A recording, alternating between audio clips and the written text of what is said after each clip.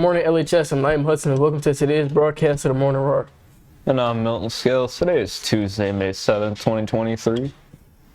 Library cards for all. Everyone will be receiving their very own Camden County library card in the next few weeks. There are a million reasons why this is breaking news. Be on the lookout for more info and visit the media center to learn more. It's time. Are you full of school spirit and need to let it out? LHS cheer tryouts are coming. On May 28th, 29th, and 30th from 2:30 to 4:30 in the gym. To sign up, scan the QR code on the flyers posted around the building. Sign-ups will end on Friday the 24th. No exceptions. Questions? Please see Mrs. Lee. Stay tuned after the pledge for a very important message from our superintendent. Teachers, make sure you play the whole segment for your students. Now, please rise to the Pledge of Allegiance. I pledge allegiance to the flag of the United States of America and to the republic for which it stands, one nation, under God, indivisible.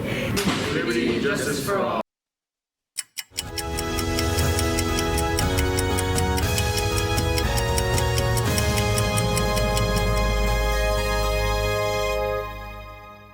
Hello, Lindenwold Lions. This is Dr. O'Neill, the very proud Lindenwold School District Superintendent, and welcome to this episode of the Lions Minute.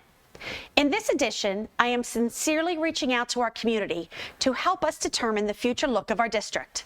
So what do I mean by that? Well, in September 2025, as you know, our new Early Childhood Center will open, and it will house our preschool, kindergarten, and first grade students. All of our children will come together from the very beginning of their educational journey.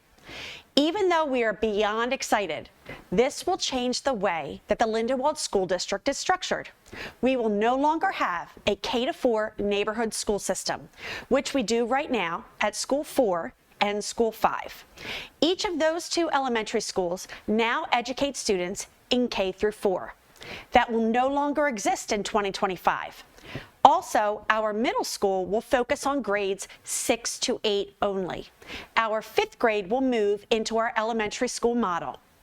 So now is the time when we need to ask our community what you believe our priorities should be when making decisions about our district elementary building structure. We need your feedback now, as we will use that input to decide how to plan, organize, and prepare for the official transition in September 2025. Please take a moment to listen to the options available, and please use this information to share your feedback in a district survey that will be forthcoming. There are two options for our families to consider. Our current plan would look like this. Option 1. All of our students will come together in grades preschool through first grade. Students will then go to School 4 or School 5, their local schools, for grades 2 through 5. Then they will come back together again in grades 6 through 8 at Lindenwold Middle School, and together again in grades 9 through 12 at Lindenwold High School. This is what our current model would look like in 2025. Option number 2, however, is another option we are asking our community to consider. Option 2 depicts what it would look like if our students stayed together throughout their entire educational career. Students would come together in preschool, kindergarten, and first grade in our ECC. They would then move together as a class in grades 2 and 3. They would stay together and transition to a new school in grades 4 and 5. Then they would continue to stay together in grades 6 through 8 at Lindenwold Middle School, and then again in grades 9 through 12 at Lindenwold High School. As superintendent, I am an advocate for option 2 for many reasons. However, this is not my sole decision to make. It's our decision, so I need your input too. From my perspective, keeping all of our students together would accomplish several goals. We could achieve a more equitable educational experience for our students in the following ways. Class sizes will be more equitable within the same grade.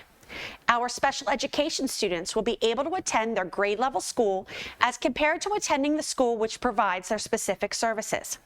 This doesn't happen all the time, however, it does happen at times. Bilingual services would also be offered to an entire grade level as compared to a specific building only. Students who move with their families from one side of town to the other side of town will no longer have to switch schools, and all of the students within the same grade would be together each step along the way. The benefits, in my opinion, come from the next 2 points.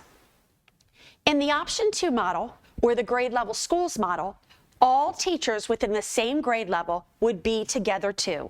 This would allow them to have more frequent communication. This would allow us to have more articulation, more opportunities to collaborate and work together, and more opportunities to discuss interdisciplinary opportunities for students. This could also assist in developing a culture within each building that would be focused around student age-appropriate needs.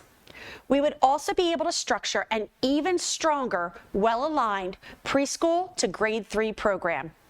In addition, the district will be better able to maximize our resources, which includes our teaching staff, our ESL staff, our bilingual staff, our BSI staff, and our special education staff, along with their services. And of course, enrichment services such as after-school clubs and field trips would be aligned across an entire grade level as compared to aligned within a building. Most importantly, here is a question I pose to our community. Will keeping our students together from the beginning help with peer relationships when they transition into middle school? We know from our students their biggest area of concern has been identified as peer-to-peer relationships. We have really been working hard in this area, but as you know, the preteen years are difficult for most middle schools. So I pose the question to you. If our schools know how our students interact now with one another before they hit those challenging middle school preteen years, will this information and being together help us to foster friendships sooner, learn to accept one another's differences sooner, and will schools be able to identify partnerships that should be separated prior to those middle school years? To be completely transparent, no one will know if this will help to improve our challenging peer-to-peer relationships without trying it. We can't predict with certainty what the benefits will be if our students grow up together. However, district administration does believe in the potential to develop and foster more positive relationships among a grade level if we work on those relationships as a whole grade much sooner. We do know now our middle schoolers and how they interact with one another when they come from 2 different neighborhood schools. We don't know what will happen if our students build that sense of familiarity from the beginning. Although district administration believe that many positives happen when Option 2 is implemented in all areas of instruction with student social emotional connections and our overall operations, such as maximizing our resources, as with anything, there are some challenges that must be discussed too. 2 significant challenges must be shared with you. The first challenge is that Option 2 will add 1 more student transition. In our current model, Option 1, students will attend 4 separate schools. In Option 2, students will now attend 5 separate schools. There are research studies that advocate for the minimal number of transitions as possible in a student's educational journey. The other challenge would be for you, the parents. If you are a parent who prefers to drive your child to school and you have siblings in grades 2 through 5 at the same time, you would be inconvenienced with driving students during those specific years to 2 different schools on opposite sides of town. However, I must share that busing would be provided to those students who qualify for transportation services, and this could assist in the challenge. So what do I mean about 2 separate schools? Well, for example, a family that lives at 511 East Gibbsboro Road would receive a bus to the School 5 location. And if that family had a student or sibling that attended School 4, he or she would walk to the School 4 location. These are the 2 big challenges that you would need to weigh, along with the benefits that I shared. Throughout the month of April, the district will be sharing this information out to our families on multiple occasions. When you receive the information, I encourage you to share it with your neighbors too. Once we get the information out to our community, we will be sharing a survey too to collect your input. This decision is truly undecided at this time. What is most important to district administration and the Board of Education is that you have time to weigh in on your preferred model for our future. On behalf of the district, I would sincerely appreciate your time in completing the survey so we are aware of your priorities. It is your district, so your input is important and valued, as this is our opportunity to consider what our future of our district will look like. Thank you for tuning in, and remember, we need to hear from you. Your opinion matters. I'm Naeem Hudson. And I'm Milton Scales. Have a great day, Lindenwold. Thank you for watching today's telecast of the Morning Roar. This show is produced by the students of LHS TV. Watch this and other shows at lhstv.com.